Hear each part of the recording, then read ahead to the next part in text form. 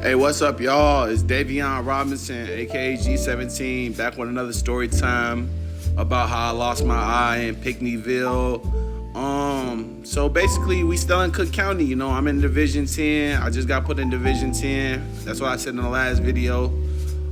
Division 10 is kind of like a gang banging, intense fighting deck. So when you get up there, you probably gonna have to fight somebody, to be honest. But fortunately for me, I ain't have to do that. So basically they moved me from Division 8. I get there with my bag, my bed, which was like, my mat was messed up. Like, for some reason, they got mats, they got the plastic on them, then they got green mats, and then they got mats in Cook County with no filament on them. Like, they just wrapping them up in blankets. Like, it's like wool and then a blanket around it. So I had a wool with blanket around it. So yeah, I get on deck. You know, I talked to my celly for a little minute. His name was Lil Fo. I think he was in there on a robbery too, if I'm not mistaken. Yeah, so I get settled in. They pass out trays. Nothing special happened that night. You know, I don't really like how they got the showers and stuff set up in Cook County. I don't like how they got the bedding set up in Cook County. They got a lot of bugs, a lot of body lice, about a lot of hair lice. The bathrooms are atrocious. Like, it's gross, bro. The trays are even worse. The trays gonna be even worse in Cook County. I ain't gonna lie to you. They be putting they put anything on them trays. They put anything on them trays. But yeah. So you know, I kind of just kept my head down for a little while. Played cards. You know, went out on the regular gym trips. Took my meds. Got calls here and again. You know. But what really got me was, while I was there in Division 10, I had called my mom, and she told me that my ex was pregnant. And before I had got locked up, my ex was telling me she was pregnant. So I was like, she pregnant? By who? By who? Anyway, we'll get to that segment later on down the line anyway. I ain't figuring nothing out. Ain't nothing was found out. You know, motherfuckers just played in my face. I ain't saying my mom played in my face, and I ain't saying my ex played in my face, but I just couldn't find out no information because I was locked up. Yeah, but from there, you know, I just kept going back and forth to court. Nothing special. It wasn't really talking time until my last court date. My last court date came up, and they said 12 at 50, but I got them to come down to 6 at 50, which is 6 years at 50%. So I have to do 3 in. Then I had to do 3 on probation. Not probation, parole. So basically from there, you know, they sent me to Stateville, which is the first prison I got to. Stateville was like a 24-hour lockdown. Like, you get in your cell with another person and y'all locked down all day unless it's the weekend or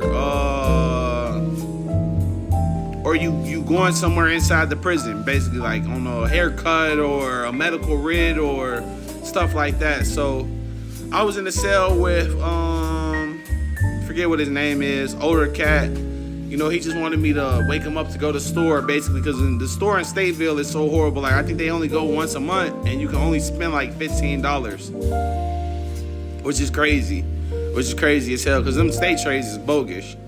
I'm talking about cock in a sock, cock meat sandwich, goose meat. They got a lot of names for this shit, bro. This shit atrocious, bro. Yeah, so he just wanted me to go to the store for him. You know, we conversated a little bit. He ended up getting moved. They put another older cat in my cell. He was in there for stealing, like theft at a Home Depot or something. Talked to him, tried to learn how to write some letters, you know. Nothing really too crazy happened. But from Stateville, they sent me to like River Water or River something, like Riverland, River something. I can't really remember too much about it because I was only there for like I want to say like 3 months. Yeah, I was only there for like 3 months. I got there, hit Stowe. But my celly was kind of like weird though. My celly was an older cat, probably in like his 60s. Mexican dude, didn't really speak English, only watched Telemundo. And he kept stabbing me with his pencil, so I'm like, man, I gotta get the fuck up out of here. So one day me and him eventually end up getting into it. They send us a SIG. I got like, I wanna say like 30 days worth of SIG for that. And within them 30 days, I ended up catching another fight back there. And from that fight, I had got another 30 days in SIG.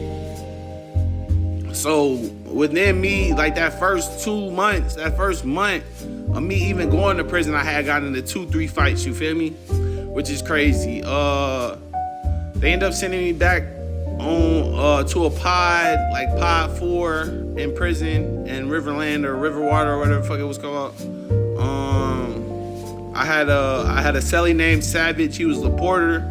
I was able to come out, read, write, watch TV, all of that, all the good stuff, get on the phone, everything I needed to do really. So I'm about 2 to 3 weeks in the cell with him.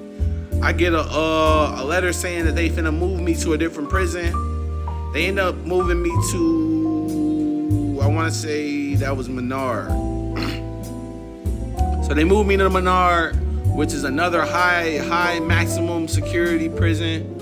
I was on the receiving end before you get behind the wall, which is where people are like in crazy small cells.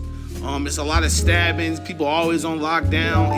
Even in receiving, I was always on lockdown. So I can only imagine what it's like behind the wall. You feel me? But yeah, I get there.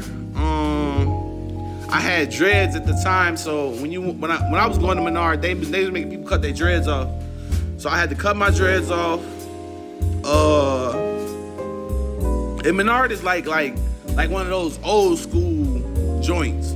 Like the ones you see in like South Central or like in the old movies, like the old Shawshank Redemption movies. That's kind of how it looked. So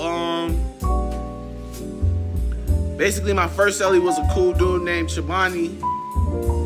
Chobani was like my age, probably like 18, 19, in there on aggravated robbery. When I get in there, what had made me laugh was he was like writing a letter to somebody. I'm like, what you thought you was gonna get? You was gonna get that work in here or something, man? No, man, ain't nothing like that going on, man. He was scared as hell when he got his new cellie. That shit made me laugh a little bit. That shit had me tired. But yeah, shout out to Giovanni though. He was a cool dude, man. We got our little TV and shit, motherfucking stayed up, talk, kicked the bobos. My next cellie was like a dude that was like 25. And remember, at this time, I'm like 18, like fresh. I ain't even really lived life yet. We in prison though.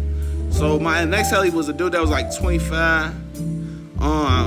He said he had been there since he was 18. Shit, motherfucker got in there on a murder charge or attempted murder charge, bank robbery or something. Yeah, and we kicked it. Then they sent me upstairs on the receiving deck, and that's where I met Rondo number 9. I don't know if y'all know who Rondo number 9 is. Mess with Lil Durk, Lil Reese in the cut, yeah, hell, that guy. Met him in Menard. Really just kicked it though. Like I ain't really do too much. Tried to keep my head down, get on the phone, talk to my peoples. Yeah, man, I hit commissary, and then after that, I went to Pickneyville, and this where the real story starts. So I'm gonna need y'all to tune in to this next one for real. I need y'all to really keep y'all head on the swivel for this next one. I need y'all to be looking out for it, cause it's coming. And when I drop it, I want you to be there. I want to see you there. You.